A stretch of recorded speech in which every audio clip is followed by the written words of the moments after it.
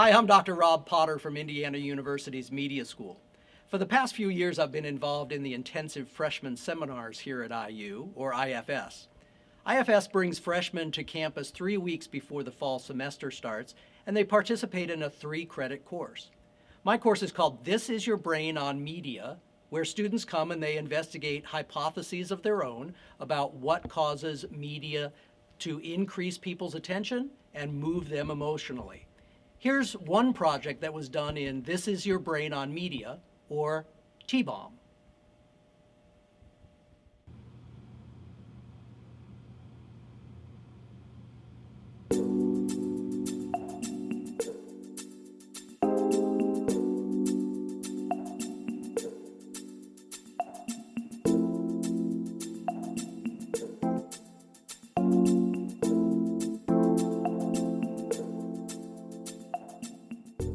So our research question was, will music that had a build up to a beat drop be more arousing than any other type of music? How does rate of music affect EEG and skin conductance? We were just kind of all interested in music, and we all felt like, we all listen to music to get hype. So, but which music is the best music to get hype to?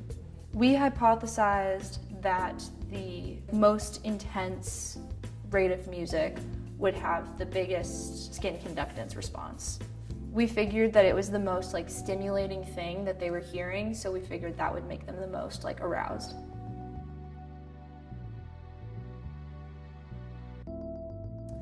So we designed the experiment to happen completely in the dark, and we eliminated most other outside stimuli, or we attempted to, so that the only thing that they were really hearing was the music. So I found all of the music, and we had instrumental. No, we wanted no lyrics. We thought that would be another variable. So I had very just casual little piano music. Then I had some that was heavy metal, and then there was some that was you could feel the anticipation building, and then there was a huge, or not really huge, there was a substantial beat drop or beat change in the music. We tried to eliminate as much sound that they were hearing before the experiment in the outside space. And then we took them into a completely dark room and we blindfolded them.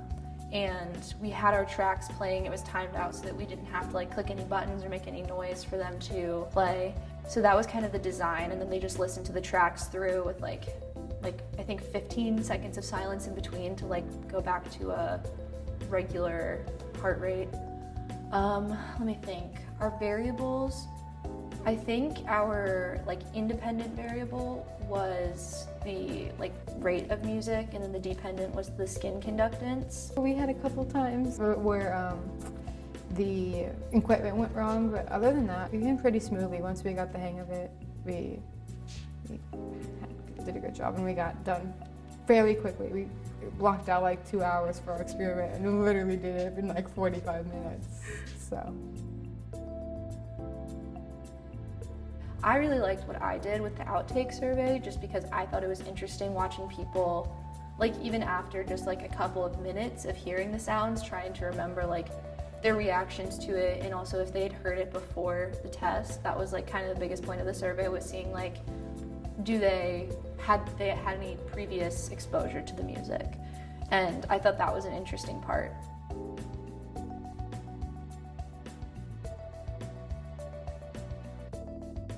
So it showed that music that had a build up to a beat drop was the best type of, it was the most arousing for people. So we definitely accepted our hypothesis.